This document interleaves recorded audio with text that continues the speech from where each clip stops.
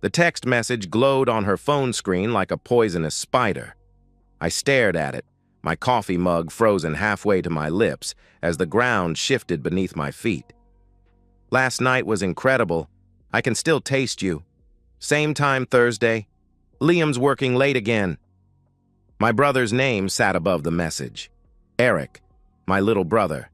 My wife hadn't password protected her phone. Why would she? I was too stupid, too trusting, too goddamn blind to suspect anything. The device lay innocently on the kitchen counter where she'd left it while showering upstairs, water running as evidence of her trust that I wouldn't look. I set my mug down with deliberate care, afraid that if I didn't control the motion, I might shatter everything within reach. One swipe revealed thousands of messages stretching back 14 months. Photos I could never unsee. Plans they'd made, jokes at my expense. My wife and my brother laughing about how I worked myself to exhaustion while they f***ed in my bed. The shower upstairs stopped. I placed the phone exactly where I'd found it and walked out the front door without a word. My name is Liam Monroe. Until that morning, I believed I was a good man who had built a decent life despite difficult circumstances. I grew up in a working-class neighborhood in Portland, the elder son of Martin and Diane Monroe. My father ran a small construction supply business that barely kept us afloat, and my mother worked part-time as a receptionist at a dental office. They weren't warm people, but I was raised to believe that family came before everything. Sacrifice was expected, not praised. I started working for my father's business at 16, hauling supplies and learning the trade while finishing high school. When I met Elena Castillo during my second year of community college, I thought I'd found something beautiful amid the grind. She was studying business administration, ambitious and vibrant, with dark eyes that crinkled when she laughed. When she looked at me, I felt seen for the first time in my life. We married young. Too young, people said. I was 22. She was 21. I dropped out of college to work full-time when my father had his first heart attack. Elena finished her degree, and we planned for her to be the one to advance her career while I stabilized the family business. It never happened that way. My father's health problems multiplied. My mother developed early-onset Parkinson's. The business struggled. Medical bills piled up. I took over more responsibility, working 16-hour days, learning every aspect of the construction supply trade. Meanwhile, my younger brother Eric drifted through 3 different colleges before dropping out completely, coming home to help with the business, but mostly drinking and dating a string of women who never lasted. Elena stood by me through it all, or so I believed. She took a job at an accounting firm but never advanced as she'd hoped. The light in her eyes dimmed year by year. The passionate nights became less frequent, then rare, then almost non-existent. I blamed myself, my long hours, the stress that followed me home. I thought we were weathering a difficult season together. We bought a modest house in a decent neighborhood. I mortgaged it twice to keep my parents' medical bills paid and the business afloat. When Eric finally seemed to get serious about life and wanted to open a small construction contracting company as an offshoot of our supply business, I co-signed the loans. I worked weekends to help him renovate his first projects. I believed in him. For 12 years, I poured everything I had into supporting the people I loved. I missed vacations to cover shifts. I skipped date nights to finish emergency orders. I put my dreams on hold to fund everyone else's needs. And all that time, for at least the last 14 months, my wife had been f***ing my brother, and my parents had known. The first sign should have been the designer handbag. Elena came home with it 6 months before I discovered the affair, a sleek leather thing that probably cost more than I made in a week. "Early birthday present to myself," she'd said with a shrug when I raised an eyebrow. Our joint account certainly hadn't paid for it. Then came the weekend girls' trips that left her exhausted rather than refreshed. The sudden interest in her appearance after years of both of us letting ourselves go a bit. The new perfume that sometimes lingered in my car, though she rarely drove it. The late nights at the office that didn't match the firm's billing cycles. The distant look in her eyes when I tried to talk about our future. 3 months before Discovery Day, I'd walked into my parents' house unannounced, bringing my mother her medication on my lunch break. I heard laughter from the kitchen, Elena's laugh, though she was supposed to be at work. When I rounded the corner, she was sitting too close to Eric at the kitchen table, my mother smiling indulgently at them across the table. The conversation died instantly. My mother recovered first. "Liam, what a surprise! Elena just stopped by to bring me some of those pastries I like." No pastries were visible anywhere. Elena wouldn't meet my eyes. Eric slapped me on the back too hard as he left, saying he had a job site to get to. I didn't question it. I didn't want to see it. 2 weeks later, I overheard my father on the phone, his voice low. "You two need to be more careful. He's not an idiot, no matter how much he acts like one." Another piece I refused to assemble into the growing picture. At Eric's birthday dinner, he made a toast. "To taking what you want in life, not just accepting what you're given." His eyes flickered to Elena. She blushed and looked away. My father chuckled. My mother patted my hand as if consoling me for something I didn't yet understand. The gold bracelet appeared on Elena's wrist the next day. When I asked about it, she said it was just costume jewelry. It wasn't. I'd been in construction supply long enough to recognize real gold when I saw it. The disrespect grew bolder. Eric would call our house at odd hours, asking for Elena directly. My wife would take her phone to the bathroom for calls. Texts would make her smile in a way I hadn't seen directed at me in years. Still, I denied what was happening. I worked harder, stayed later at the warehouse, tried to give her space to get through whatever midlife crisis she was navigating. I even defended her to a colleague who hinted something might be going on. "Elena would never do that," I'd insisted. "We've been together since we were kids." The fool. The absolute goddamn fool I was. After discovering the texts, I drove aimlessly for hours, my mind cycling through 12 years of memories, reinterpreting every moment, every excuse, every strange coincidence. Eventually, I found myself parked outside my parents' modest suburban home. I needed to hear them deny it. I needed someone in my family to be on my side. My mother answered the door in her housecoat, surprise flickering across her face. "Liam, is everything okay? It's nearly midnight." "I need to talk to you and Dad," I said, my voice sounding strange even to my own ears. My father was in his recliner, oxygen tank beside him, watching a late-night talk show. He muted it as I entered but didn't stand. "What's so important it couldn't wait till morning?" he asked, irritation evident. I couldn't ease into it. "Elena and Eric are having an affair." The silence that followed wasn't shock. It wasn't confusion. It was the heavy, uncomfortable silence of people trying to decide how to respond to something they already knew. My mother recovered first, her hand fluttering dismissively. "Don't be ridiculous." "I saw their messages," I said. "All of them. Going back more than a year." My father sighed heavily, exchanging a glance with my mother. "Sit down, Liam." I remained standing. "Look," he continued, "marriages go through rough patches. You've been absent, working all the time." "Working to pay for your medical bills," I said, my voice dangerously quiet. "To keep this roof over your head." My mother's face hardened. "And we're grateful. But a woman has needs. Eric, he notices her, makes time for her." The betrayal was so complete it felt like a physical blow. "You knew? You've known all along?" My father's face reddened. "Don't come in here with your self-righteousness. You neglected her." Eric stepped up. "Don't destroy the family over your ego." "Destroy the family?" I repeated, incredulous. "They've been f***ing behind my back for over a year, and I'm the one destroying the family?" "Watch your language in this house," my mother snapped. "Elena's been lonely. Eric makes her happy. If you were half the man your brother is—" I didn't let her finish.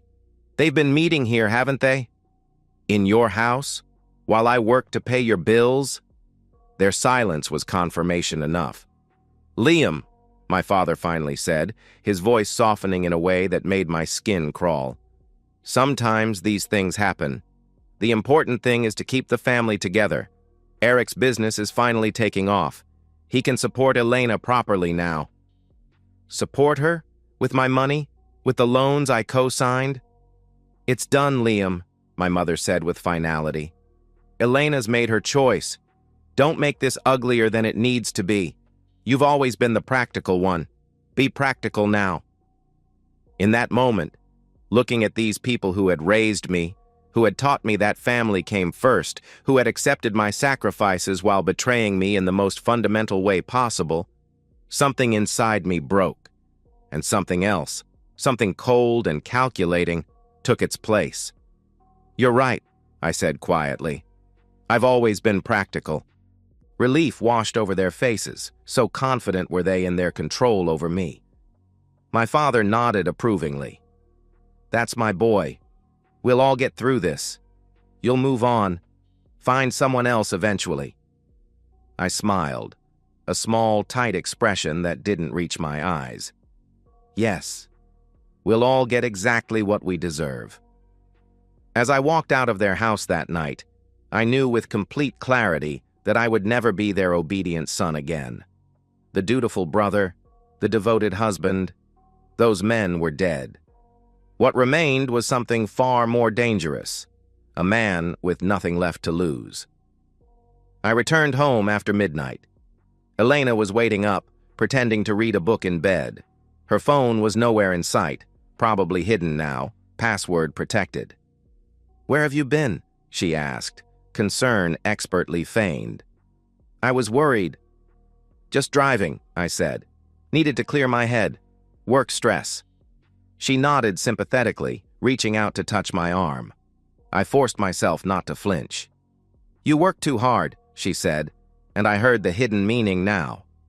"You're a fool who works while I betray you." "I know," I agreed, and went to shower.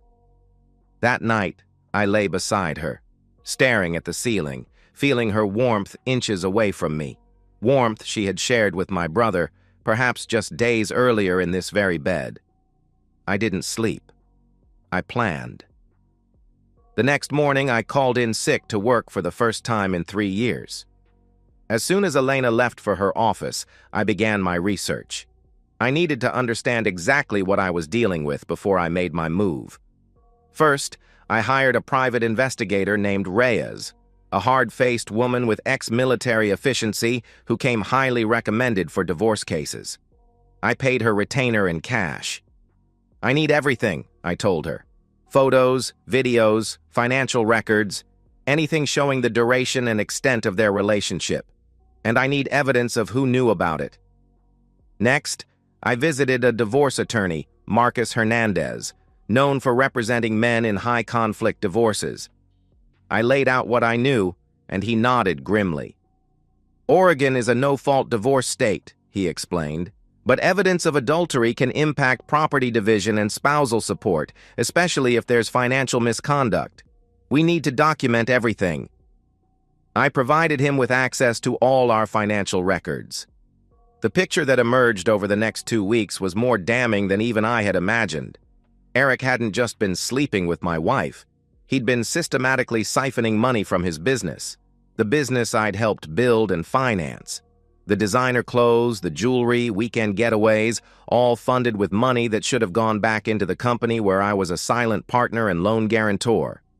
My parents hadn't just known about the affair, they'd facilitated it. Bank records showed regular transfers from Eric to them over the past year. Hush money, essentially. And the contracts for the family business revealed something I'd never noticed. My father had quietly restructured ownership 2 years ago, giving Eric a larger stake than me, despite my decades of work. The betrayal was complete, coordinated, and calculated. They had all conspired not just to cuckold me, but to push me out entirely once I was no longer useful. As the evidence mounted, my plan took shape. It would require patience, precision, and a willingness to be as ruthless as they had been. I began with small, strategic moves. I consulted with a business attorney about my options regarding the family construction supply company. Given the evidence of financial impropriety, there were legal avenues I could pursue. I transferred my personal savings to a new account at a different bank. I quietly researched properties in another state. All the while, I maintained my routine. I went to work. I ate dinner with Elena. I even attended Sunday dinner at my parents' house, watching the subtle glances between my wife and brother, noting how my mother fussed over Eric while barely acknowledging me. The final piece fell into place when Reyes, the PI, delivered her report, along with a USB drive containing surveillance photos, recorded conversations, and financial documentation that connected all the dots. There was even footage of Elena and Eric entering a hotel together, time-stamped and irrefutable. "This is some of the most comprehensive evidence I've ever compiled," Reyes told me. "Whatever you decide to do with it, they don't have a leg to stand on." That night, I reviewed everything one last time. The faces of the people who had betrayed me stared back from photographs and financial statements. My wife, my brother, my parents. For 12 years, I had sacrificed everything for them. Now they would sacrifice everything for me. The plan was set. It would begin tomorrow. Phase 1 began with Eric. I knew his schedule intimately, not just because he was my brother, but because Reyes had documented his movements for weeks. Every Wednesday night, he met with suppliers in a downtown office building. He always parked in the same secluded corner of the underground garage, arriving around 7 p.m. and leaving by 8:30 p.m. On this particular Wednesday, I waited in the shadows near his reserved spot, wearing nondescript dark clothing and latex gloves. When his BMW pulled in, a car bought with company funds meant for equipment, I felt nothing but cold determination. Eric emerged from the car, checking his phone, a satisfied smirk on his face, probably texting my wife. He didn't notice me until I was 3 feet away. "Liam?" Confusion crossed his features. "What are you doing here?" I didn't answer. I simply swung the steel pipe I'd brought along, connecting solidly with his right knee. The crack was audible, as was his scream as he collapsed. "What the f***?" he shrieked, scrambling backward on the concrete. "Have you lost your mind?" I stepped closer, looking down at him. My brother, my blood, the man who had betrayed me in the most fundamental way possible. "How long, Eric?" I asked quietly. Fear registered in his eyes. He knew exactly what I was asking. "Liam, listen. It's not what you think." The pipe connected with his other knee. His howl echoed through the garage. I knelt beside him, grabbing his chin to force him to look at me. 14 months, I said. "That's how long you've been f***ing my wife. That's how long you've been stealing from the business. That's how long Mom and Dad have been helping you." "They told you?" He gasped through the pain. "They didn't have to." What followed wasn't something I'm proud of, but I won't deny it either. Years of suppressed rage exploded in that parking garage. I was methodical, targeting areas that would cause maximum pain with minimum risk of death. His face, his ribs, his hands, those hands that had touched my wife. When I finished, Eric lay unconscious in a pool of blood and vomit. His face was unrecognizable. Both knees were shattered, several fingers bent at unnatural angles. I dropped the pipe beside him, removed the gloves, and walked calmly to my car. The garage cameras had been disabled earlier that day, a simple bribe to a security guard who thought he was helping someone plan a surprise proposal. I drove to a pre-selected location and changed clothes, disposing of the bloodied ones in a dumpster behind an industrial complex. By 9 p.m., I was sitting at a crowded bar, establishing my alibi, making small talk with strangers who would later remember the unremarkable man who nursed 2 beers for over an hour. When my phone rang at 11:42 p.m., I already knew what it was about. "Liam?" Elena's voice was shrill with panic. "You need to come to Portland Memorial right away. It's Eric. He's been attacked." Attacked? I kept my voice carefully modulated between shock and concern. What happened? They found him in a parking garage. It's bad, Liam. Really bad. Your parents are already here. I'll be right there, I promised. I paid my tab and drove to the hospital, where I found my family in the surgical waiting room. My mother was sobbing. My father sat stone-faced, oxygen tank beside him. Elena paced, her mascara streaked from crying. She rushed to embrace me when I appeared. I forced myself to return the hug, to pat her back consolingly while looking over her shoulder at my parents. The doctors said it was deliberate, my father said hoarsely. Someone wanted to hurt him, badly. I shook my head, the picture of shocked disbelief. Who would do something like that? No one responded. But I saw the calculation in my father's eyes, the suspicion forming. He knew me well enough to wonder, but he had no proof. And with what I had planned next, he would never get any. "Will he be okay?" I asked, playing my part. The surgeon appeared before anyone could answer, his expression grave. "He's stabilized, but the injuries are extensive. Multiple facial fractures requiring reconstruction. Both knees completely shattered. He'll need total replacements and extensive physical therapy. Significant damage to his right hand. With time and rehabilitation, he can recover basic functionality, but..." "But what?" my mother demanded. "He'll likely walk with assistance for the rest of his life. And his face. We've done our best. But there will be permanent disfigurement."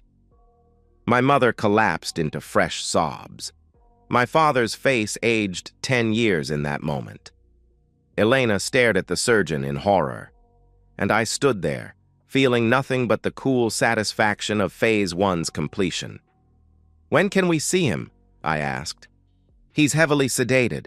Tomorrow morning at the earliest." I nodded, then turned to Elena. "You should go home and rest. I'll stay with my parents." She hesitated, then agreed. As she gathered her purse, I added, "Don't forget, I have that early meeting tomorrow. Can you bring my blue suit when you come back in the morning? It's in the garment bag in our closet." "Of course," she said, kissing my cheek before leaving.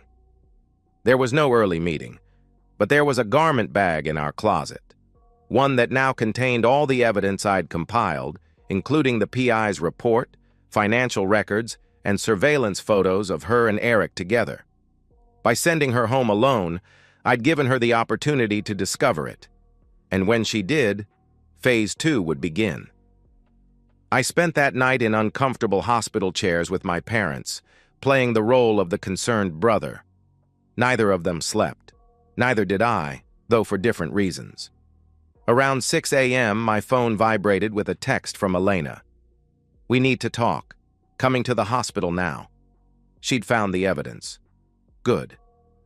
When she arrived 30 minutes later, her face was ashen.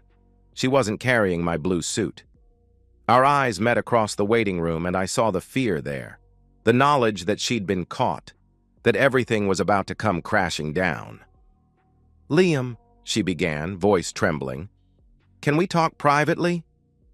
"Anything you need to say can be said here," I replied, loud enough for my parents to hear. "We're family, after all." My father frowned, sensing the tension. Elena swallowed hard. "Please, just a few minutes alone." "Is something wrong?" my mother asked, suddenly alert. I smiled coldly. "Elena found something interesting at home this morning. Didn't you, honey?" Her eyes widened in panic. "Liam, don't—" "Evidence," I continued calmly, "of her affair with Eric, of the money they've been stealing from the business, of your involvement in covering it up." The waiting room fell silent. My father struggled to his feet, face reddening dangerously. "You don't know what you're talking about," he sputtered. I pulled out my phone and connected it to the waiting room's TV using a dongle I'd brought for exactly this purpose. Within seconds, images appeared on the screen. Elena and Eric entering a hotel together. bank statements showing suspicious transfers, text messages between them discussing their plans. "I know everything," I said quietly. "Every lie, every theft, every betrayal." Elena collapsed into a chair, hands covering her face. My mother had gone deathly pale. "You're making a scene," my father hissed. "Turn that off immediately." "Why? Ashamed to see the truth? You weren't ashamed when you were helping them behind my back." A nurse appeared, drawn by the commotion. "Sir, you need to—" I disconnected my phone and stood. "No need. I was just leaving." I turned to Elena. "Check your email. The divorce papers have already been filed. You have until 5 p.m. to vacate our house. The locks will be changed at 5:01. "You can't do that," she cried. "Actually, I can. The house is solely in my name. You waived any claim to it in our prenuptial agreement in the event of infidelity, which has been thoroughly documented." "What prenup?" she stammered. "We never signed—" "Check your signature on page 12 of the evidence packet, the one you signed while distracted during our lease renewal 3 years ago. Completely legal, verified by 2 witnesses." It was a bluff, but she wouldn't know that until she consulted an attorney, which would take time she didn't have. "Where am I supposed to go?" Her voice had shrunk to a whisper. I shrugged. "Perhaps my parents can take you in, or maybe one of the hotels you've been frequenting with my brother." My father stepped toward me. "You listen here." "No, you listen," I cut him off. "You chose sides, you chose wrong, and now you all get to live with the consequences." I turned to leave, but paused at the doorway. "Oh, and one more thing. As of 9 a.m. this morning, I am the majority owner of Monroe Construction Supply. The board voted unanimously after reviewing evidence of financial misconduct involving the previous management. Your company credentials have been revoked. Your office has been cleared out. The police have been notified about the embezzlement." My father's face drained of color. "That's not possible. The board wouldn't—" "The board consists of me and 2 associates I brought in last month. It was all in the paperwork you signed without reading, just like you taught me to do to others." With that final twist of the knife, I walked out, leaving them to absorb the first wave of consequences. The second wave would hit by afternoon, when the forensic accountants I'd hired finished their audit of the company books. Phase 2 was complete. My family thought they'd seen the worst of my revenge. They were wrong. By nightfall, Elena had removed her essential belongings from our house. I watched from my car across the street as she loaded suitcases into her BMW, another gift from Eric, purchased with company funds. She hadn't taken much. She wouldn't need to. I'd spent the afternoon executing the remaining components of my plan. All joint bank accounts were frozen, credit cards canceled. The documentation of the affair had been sent to her workplace, a conservative accounting firm with a morality clause in their employment contracts. By Monday, she would be unemployed as well as homeless. The BMW was next. I made a call to the finance company, providing evidence that the vehicle had been purchased fraudulently through the business. By morning, it would be repossessed. I entered my empty house after she left, walking through rooms that had once held the illusion of a happy marriage. 12 years of memories, all tainted now. I didn't feel sadness, just a cold determination to finish what I'd started. The next morning, Phase 3 began with a series of precisely timed events. First, the audit results were delivered to the board of Monroe Construction Supply and to the district attorney's office. The findings were damning: systematic embezzlement, tax fraud, and misappropriation of company assets. Arrest warrants were issued for my father and Eric. Of course, Eric was still hospitalized under police guard, a detail I'd arranged through connections at the prosecutor's office. My father, however, was taken from his home in handcuffs, my mother screaming as neighbors watched from their driveways. Meanwhile, I met with the bank holding the mortgage on my parents' house, the mortgage I had been paying for years. With documented evidence of their involvement in financial fraud, I triggered an acceleration clause in the loan agreement. The full balance became due immediately. When they couldn't pay, foreclosure proceedings began. By noon, my phone was exploding with calls and texts. I ignored them all, focusing instead on the final phase of my plan. Elena had found temporary refuge with a friend. Not for long, as I'd made sure everyone in our social circle received evidence of her betrayal. My mother was frantically trying to secure a lawyer for my father. And somewhere in a hospital room, my brother was waking up to the realization that his face, his body, and his freedom were gone. I drove to the bank and closed out my remaining accounts. I signed the final paperwork, transferring my ownership stake in the now crippled family business to a holding company controlled by my attorney. All ties were being severed, one by one. That evening, I checked into a hotel under a name I would soon legally adopt. The documents for my legal name change were already being processed. New identification had been secured through channels I'd rather not detail. A fresh start awaited me in another state, with enough money to begin again. But first, one final message.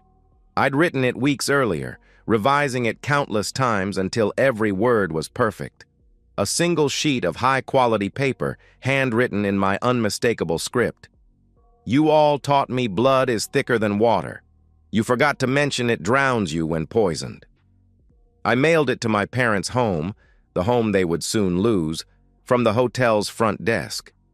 My revenge was complete. The betrayals had been answered tenfold. My brother would never walk normally again, his face forever a reminder of his sins. My wife had lost everything: her marriage, her lover, her home, her career, her reputation. My parents faced criminal charges, financial ruin, and public disgrace. And I was free. Free from obligation. Free from manipulation. Free from the weight of sacrificing for people who had never valued me. As I sat on the hotel balcony that night, watching the city lights below, I felt no regret, no guilt. Only a profound sense of justice served. They had destroyed the man I was, the loyal son, the devoted husband, the supportive brother. That man had died the moment I saw those text messages. What remained was someone stronger, someone who would never again be used or betrayed. I raised my glass to the night sky, to new beginnings built on the ashes of those who thought they could discard me, to the lesson they had taught me through their betrayal, that sometimes blood must be spilled before it can be truly cleansed. 6 months later, I stood on the deck of my newly purchased cabin in the mountains of Colorado, watching the sunset paint the sky in shades of orange and gold. Behind me, a simple but comfortable home. Before me, a future unburdened by the past. The news had followed me, even as I tried to leave it behind. Court records are public, after all. My father had been sentenced to 8 years for fraud and tax evasion. My mother had avoided jail time but was destitute, forced to move in with a distant cousin who took her in out of pity. Eric had eventually been released from the hospital, permanently disfigured and dependent on a cane. The attack had never been solved. No witnesses, no usable evidence, just another random act of violence in the city statistics. His legal troubles had compounded his physical ones. He had pled guilty to lesser charges in exchange for testimony against my father, receiving 3 years probation and a felony record that ensured he would never work in construction again. And Elena, my once beloved wife, had perhaps suffered the most complete destruction. Abandoned by Eric, who blamed her for their exposure. Shunned by former friends. Unable to secure employment in her field due to the scandal. The last I heard, she was waiting tables at a diner 2 towns over from our old home, living in a studio apartment and drowning in legal bills. Should I have felt satisfaction? Perhaps. What I felt instead was a quiet certainty that the scales had been balanced. They had taken everything from me, my trust, my family, my sense of place in the world. I had taken everything from them in return. Now, in this new place with my new name, I was rebuilding. The construction skills I'd spent a lifetime acquiring had easily secured me work with a local contractor. The modest fortune I'd managed to salvage from the wreckage of my old life had purchased this peaceful sanctuary. And the lessons I'd learned about loyalty, about trust, about the true nature of family, those had purchased something far more valuable: wisdom. I no longer looked back. The revenge that had consumed me was complete. Its fire burned out, leaving only cool ashes where once my rage had blazed. I had walked away from the ruins without a backward glance, leaving them to suffer the consequences of their choices, just as I had suffered the consequences of my blind loyalty. If there was one thing I had learned, it was this: true strength isn't found in forgiveness or in turning the other cheek. It's found in having the courage to deliver justice when no one else will, to stand alone rather than stand with those who would betray you, to walk away when walking away is the only path to peace.